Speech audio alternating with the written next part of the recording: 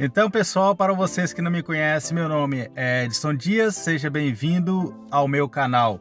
Já deixa o like, se inscreve, ativa o sininho e compartilhe esse vídeo, hein?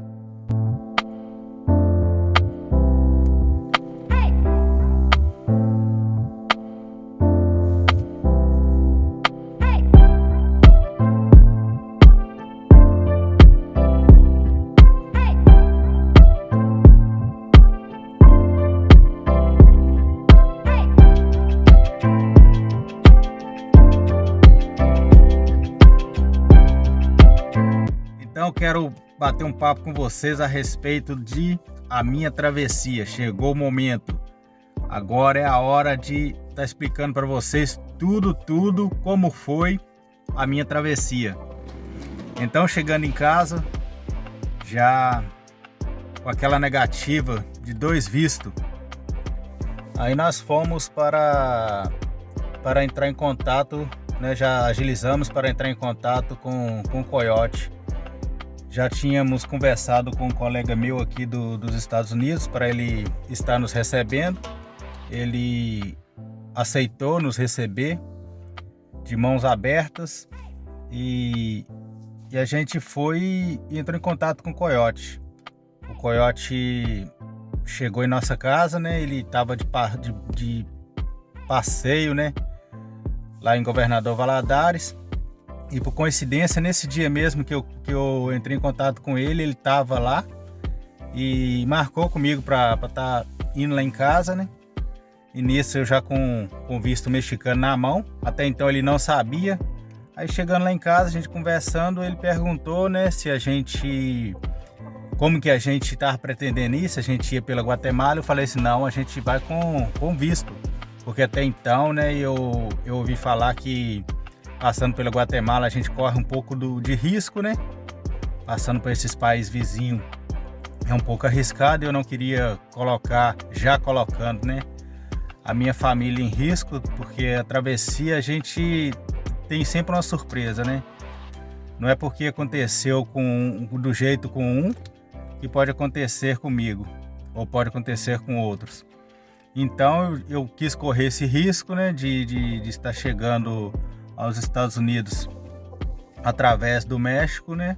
Mas com visto na mão, sabendo que era menos arriscado. Não quer dizer que não seria arriscado, mas seria menos arriscado eu estar indo pelos países vizinhos. Então, com visto na mão, eu conversei com o Coyote. Ele perguntou se eu estava com visto, eu falei que sim. Ele falou assim que seria mais fácil, né, estando com visto. E a gente combinou, ele me cobrou 20 mil, eu dando 10 mil na mão e parcelando o resto, né, em 10 vezes de 1.000. Aí eu concordei, mas como eu já tinha esse dinheiro na mão, né, esses 20 mil, eu viajei com 10 mil no bolso, né? E os outros 20 mil eu acabei dando ele depois que eu estava aqui nos Estados Unidos. Graças a Deus estou aqui sem dívida nenhuma, né? Isso facilita bastante para a gente começar a conquistar as coisas. Então no dia 15 de abril ainda desse ano, né, eu decidi, né, tá pegando o ônibus de Valadares até São Paulo. A minha viagem já estava marcada já o dia 15, né? Na verdade eu saí de Valadares foi dia 14. Dia 14 eu saí de Valadares, pro dia 15 já tá pegando voo para ir para Peru. Que a gente comprou as passagens com escala, né, para Peru. Então eu fui até São Paulo, passei uma noite lá em São Paulo, né, no hotel, um hotel muito bom. Ali a gente alimentou, né, e ficou bem acomodado nesse hotel. Aí de São Paulo a gente pegou o voo para Peru. Aí chegando no Peru, a gente deve ter ficado uns 15 minutos no aeroporto, né, de Peru, para já estar pegando o voo para Cancún.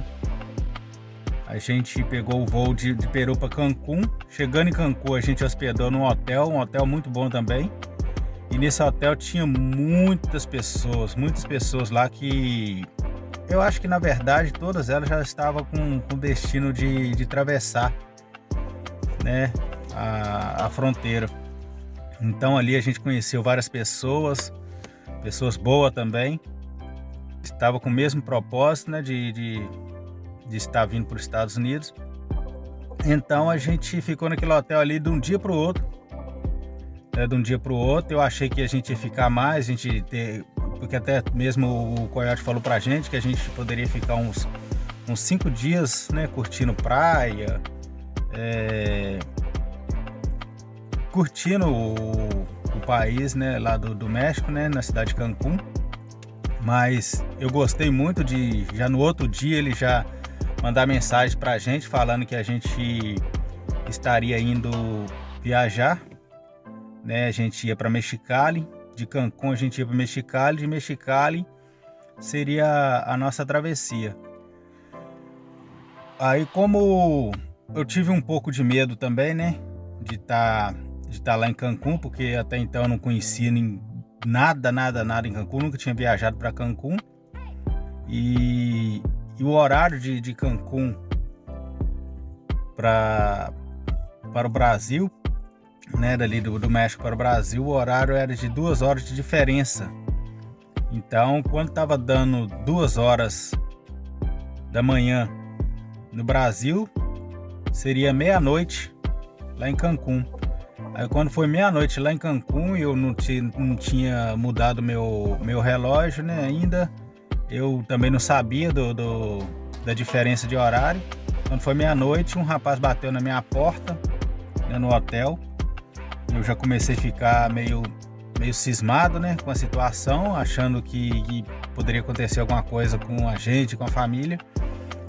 Aí o rapaz falou o nome do meu contato. Aí sim eu abri a porta e ele tava com um monte de lanche na sacola, refrigerante. Isso tudo ele deixou com a gente lá. E a gente realmente estava com um pouco de fome, né? Eu não imaginava que seria dessa forma e fui super bem tratado. A gente almoçava, a gente jantava, só comida boa, e ainda o rapaz levava lanche pra gente de vez em quando lá à tarde, não deixou a gente à mercê, não deixou a gente passar necessidade nenhuma. Sempre lá tá apoiando, a gente ligava para ele às vezes e falava o que a gente tava precisando, ele ia lá e dava pra gente o que a gente tava precisando. No entanto, eu tava com $8.000 na mão. Aí esse rapaz que levou o lanche chegou para mim e falou assim que o meu contato pediu para pegar $8.000 comigo. Aí eu conversei com o meu contato pelo telefone. Aí o meu contato falou que eu poderia passar esses $8.000 para esse rapaz. Eu passei os $8.000 e não fiquei com nada. Já tinha ficado sem dinheiro nenhum nesse momento aí. Foi lá em Cancún que aconteceu isso. Isso foi o meu primeiro contato com uma pessoa que trabalhava pro meu Coyote. Aí de Cancún a gente pegou o avião, né? Esse contato foi lá no outro dia. No outro dia, esse rapaz que levou o lanche pra gente foi lá no outro dia pegar a gente e para levar a gente para Mexicali, né? E a gente ia pegar o avião de Cancún para Mexicali. E a gente tava com 2 malas. As 2 malas estavam cheias de roupas. E tinha alguns calçados também lá. Aí esse rapaz falou para mim assim que eu tinha que estar desfazendo de uma dessas malas, porque era muito volume. E eu não ia usar essas malas para estar utilizando lá, né? Até aí mesmo eu viajei com essas malas para dar esse ar de turismo, que a gente estava indo turistar. Aí eu já sabia já que não tinha necessidade de levar aquela quantidade de roupa, porque a gente não ia, aquelas roupas não iam nos servir mais tarde. A gente teria que desfazer delas. Então eu passei essa mala para esse rapaz, né? E levei só uma mala. Aí na viagem, né? A gente chegou aí o rapaz foi, e nesse rapaz, no outro dia, né? Eu tinha passado para ele os 8 mil. No outro dia ele passou para mim mais 4 mil dólares. Falou assim que eu ia precisar. Na verdade foi 4.700 dólares. Aí ele falou que esse dinheiro eu ia precisar na travessia. Que era para mim colocar esse dinheiro debaixo da sola do pé de cada um de nós, do meu pé, do solado do pé da minha esposa, dos meus 2 filhos. Aí assim eu fiz, coloquei, distribuí o dinheiro todo no meu pé, ficou 1.700, né? Do meu filho ficou, no meu pé ficou 1.700, do meu filho ficou 1.000, da minha esposa ficou 1.000, do outro meu filho também ficou 1.000. Cada um bem distribuído nos pés. E ele falou assim que eu não podia de forma alguma deixar, né, os agentes ver essa quantia com a gente, porque senão eles iam querer essa quantia, né? Aí a gente ficou sentado esperando a ser chamada, né? O nosso horário. Tinha uma tela grande que a gente ficava sentado e observando. Aí enfim, a gente viu na tela o nosso horário, a gente levantou do lugar e fomos até a fila. E nisso tinha um guarda, né, um guarda todo de verde, lá observando os pessoal que estava na fila. Ali já foi o momento que eu fiquei um pouquinho ansioso, né? Imaginando que ele poderia chamar a gente para a gente sentar. Que era isso que ele estava fazendo com muita gente lá. Ele olhava para as pessoas e falava... você ali, e as pessoas iam sentando ali. Eu não sei o que aconteceu com essas pessoas, porque até então eles não me pararam, eles viraram para mim e só olharam mesmo, né? E aliás, eles pegaram meu passaporte. Foi essa hora que eu fiquei mais um pouquinho com medo, né? Que eles pegaram meu passaporte, perguntou com quantas pessoas eu estaria. Eu falei eu e minha família, e mostrei a minha esposa, mostrei meus 2 filhos, né? Aí foi, eles viraram para me entregou o passaporte, falou assim: você pode seguir. Eu acredito que foi por causa do visto mesmo do México, né? Porque era um visto original. Eu fui no Rio de Janeiro, fui lá, tirei o visto. Acho que esse visto aí me ajudou bastante, porque eles também falsificam visto, né? Eles vão lá e tem muita gente aí que faz isso, né? Falsifica visto. Isso também é um risco muito grande, porque se eles descobrirem, eles te barram mesmo e te voltam para trás do México ali mesmo. Aí eu fui e passei por aquele guarda ali e peguei o avião até Mexicali. E foi uma viagem muito cansativa. Se eu não me engano, foi uma viagem de 6 horas de voo, né, até Mexicali. E chegando em Mexicali, já estava tarde da noite já, né? Em Mexicali a gente saiu, acho que foi umas 2 horas de Cancún. Aí chegamos um pouquinho tarde lá em Mexicali, já estava à noite já, né? Lá em Mexicali. Aí, na hora que a gente desceu do avião, tinha outros agentes lá já esperando as pessoas chegarem de avião. E nisso foi chamando as pessoas, falando: você vem pra cá, você vem pra cá, você vem pra cá. E tava deixando alguns passar. E a gente não passou, nossa família não passou. Nossa família foi quase a primeira a ser chamada, né, para ficar no campo. Aí foi o outro momento que eu fiquei um pouquinho aflito também, um pouquinho meio com medo, né? Então colocou aquela turma toda no canto lá e recolheu os passaportes novamente. Aí o meu contato já ligou para mim, já mandou mensagem para mim perguntando se estava tudo bem, se aconteceu alguma coisa. E eu com medo de estar pegando o meu celular e eles vendo, né? Saí pro cantinho assim, meio escondidinho, e olhava a mensagem. Aí na hora que eu ia falar com eles, o pessoal já estava passando, observando e falando: desliga o celular, celular na mão não, põe o celular no bolso, desliga o celular. Aí eu com medo, eu acabei desligando o celular e não atendi a mensagem do meu contato. Aí eles foram e, depois de ter juntado uma turma de quase 70 pessoas, aí eles foram e chamaram o nome da minha esposa, falaram: Andresa. Aí a Andresa levantou a mão, aí falou Edson, que seria eu, e eu levantei a mão. Aí Eric e Arthur, o nome dos meus 2 filhos. Aí a gente foi até lá na frente, eles falaram: venha cá. Aí a gente foi lá na frente lá e eles falaram: vocês estão liberados, e me entregou a gente o nosso passaporte. Também eu acredito que eles viram que era um visto original, né? Um visto tirado mesmo no consulado. Aí liberou a gente. Mais na frente, né, um pouquinho mais na frente, tinha mais 2 guardinhas lá, né, fazendo a supervisão, né, novamente. Aí eu já tinha combinado com a minha esposa: olha, a gente não sabe língua nenhuma. Até então meu filho, ele fala um pouco de inglês, entende muita coisa. Espanhol também ele entende um pouquinho. Aí eu falei pra ele: ó, você não sabe falar nada, não responde nada. Se eles ficarem insistindo, você fala que não tá entendendo. Aí a gente chegou perto desses 2 guardas e começou a perguntar, né, um monte de coisa. Algumas coisas a gente não entendia, a gente entendia, mas a gente já falava que não estava entendendo nada, né? E ele só falou assim: que língua vocês falam? Aí a gente falou assim: português. Aí já vai. Ficou estressado com a gente, e esse foi um momento de alívio, né? De ter ficado estressado com a gente, e mandou a gente seguir em frente. Aí a gente foi e seguiu em frente, né? E saímos do aeroporto, pegamos um táxi lá de Mexicali. De Mexicali a gente foi até um outro hotel, né? Esperar o contato, né? O contato ir lá buscar a gente no hotel, que foi assim o combinado. Aí chegando no hotel, a gente passou mais uma noite lá no hotel.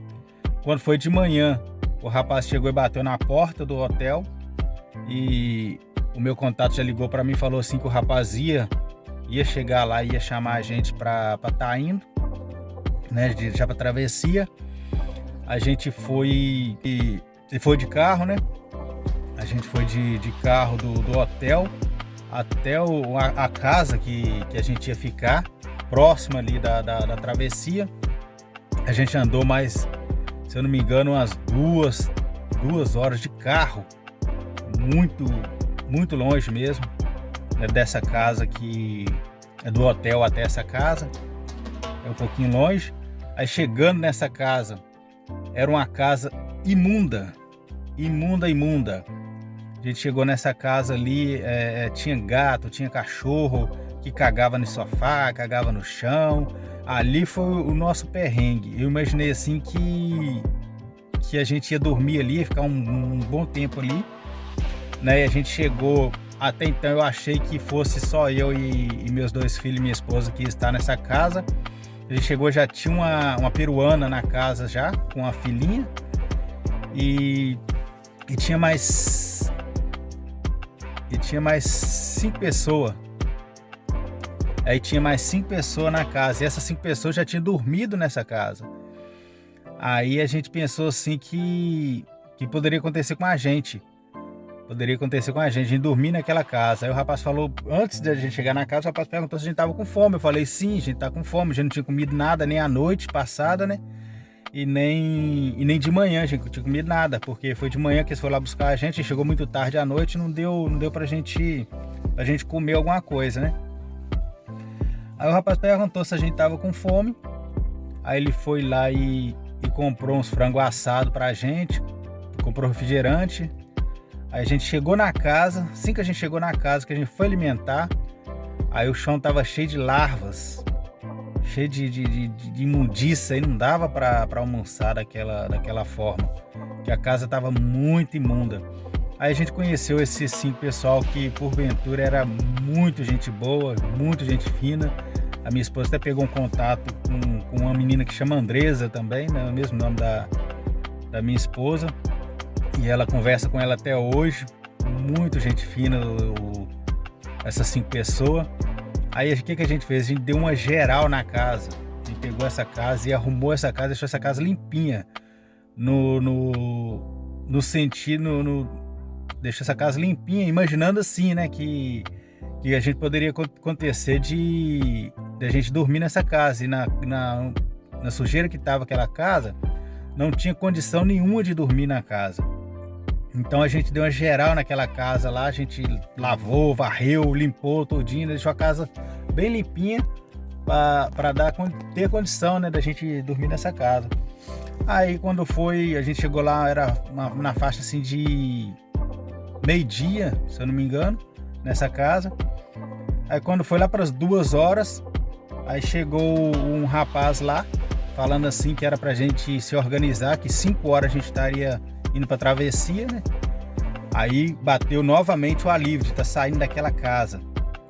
Aí nisso ele já chegou já recolhendo o dinheiro que estava nos meus pés, né? Que era os 4.700. Eu peguei esse dinheiro e passei pro rapaz e ainda fiquei com $200 no bolso, né? Desses 4.700 eu fiquei com $200, passei para ele só 4.500. Aí quando foi 5 horas exato, esse rapaz chegou lá com uns carros, né? Com 2 carros. Aí as 5 pessoas foi num carro e eu e minha família foi em outro carro. A gente andou bastante também, andou muito, mas muito mesmo. Demorou chegar no local. É tanto que a gente saiu 5 horas. Quando foi aproximadamente assim, umas 11 horas da noite, a gente chegou em outro local, em outra casa, tipo um acampamento, né? Que a gente chegou nesse acampamento, havia mais ou menos umas 100 pessoas nesse acampamento. Havia mais ou menos umas 100 pessoas nesse acampamento. E a gente ficou aguardando ali, né? Todo mundo embolado, toda hora chegava gente, toda hora chegava família nesse lugar. Aí eu já senti assim que dali era o último destino, né? O último destino nosso era os Estados Unidos. Dali a gente já ia para os Estados Unidos. Então, quando foi 3 horas da manhã, aí chegou aquele monte de carro.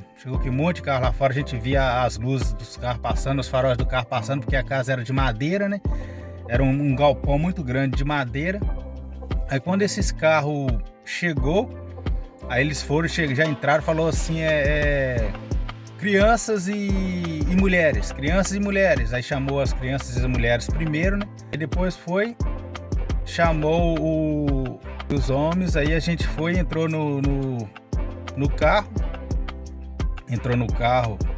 cada uma família entrou num carro diferente, né? Nossa família entrou no carro, todo mundo junto.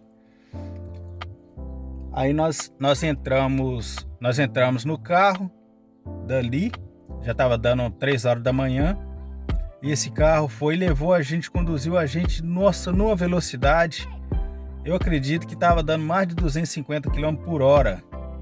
Eu tive tanto medo, porque era uma rua de terra, e era uma rua longa, parecia que seria uma rua de terra. Era uma rua muito longa, a gente ficou muito tempo correndo nesse carro, até chegar na margem de uma mata. Aí esse carro parou, né, com a gente ali, e falou assim que era pra gente ir andando. A gente saiu do carro, né? E falou assim que era pra gente ir andando, desceu um morrinho. Aí a gente desceu esse morrinho, ele falou assim que teria uma ponte estreita, que era a gente só atravessar essa pontinha, né? Uma pontinha que eles mesmos fizeram, eles colocaram as tábuas em cima. Aí ele falou assim que era um pouco frágil.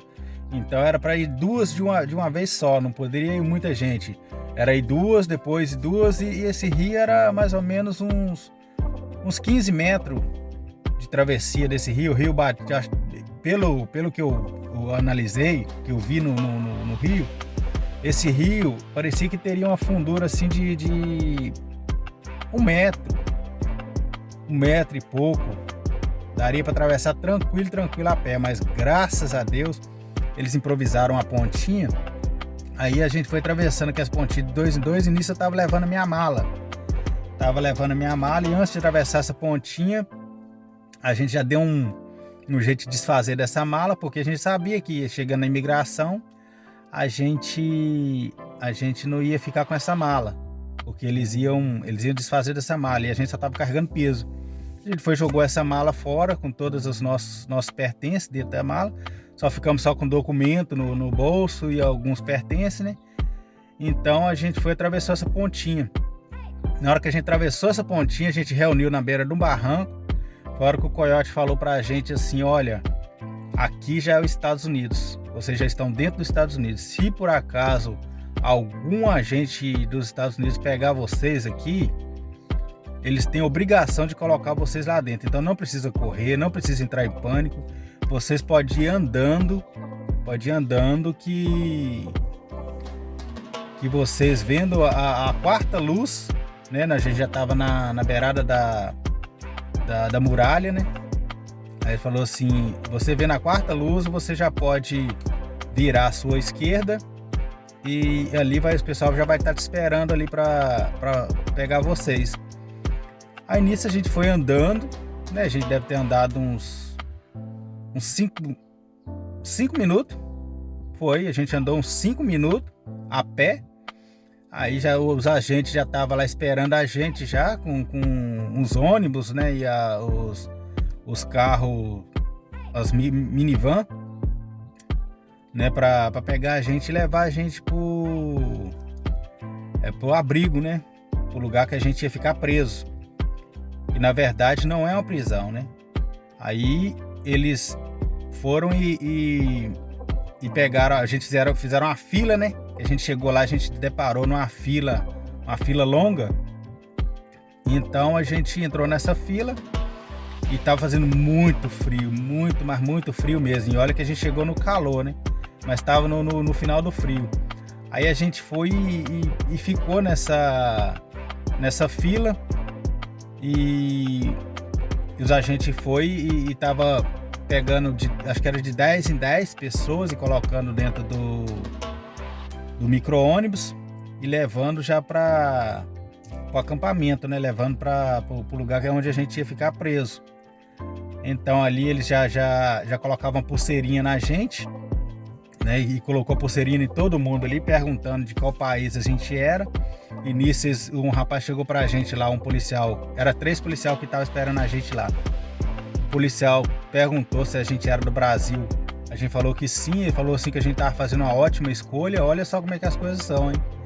Até os próprios policiais aqui dos Estados Unidos, eles sabem a situação que a gente tava passando no Brasil. Parecia que sabia, né? Então, eles foram e colocaram a gente nesse ônibus, né? E a gente foi até a prisão. Então a história que como foi nessa prisão, eu vou deixar para outro vídeo, que eu já estou percebendo aqui que o vídeo está um pouquinho longo. E eu contarei para você no próximo vídeo, né, o que aconteceu comigo lá nessa prisão. E eu espero que vocês tenham gostado dessa minha história, como foi a minha travessia. Espero vocês também nos próximos vídeos. Já se inscreve, ativa o sininho, compartilha esse vídeo, comentem, que vai ser muito importante, né, para o canal tá crescendo e vocês vão estar me incentivando também a fazer mais vídeos dessa forma ou de outras formas. E desde já agradeço vocês, né, pela compreensão. Agradeço vocês também por estar assistindo, por estar se inscrevendo, e conto com seus apoios.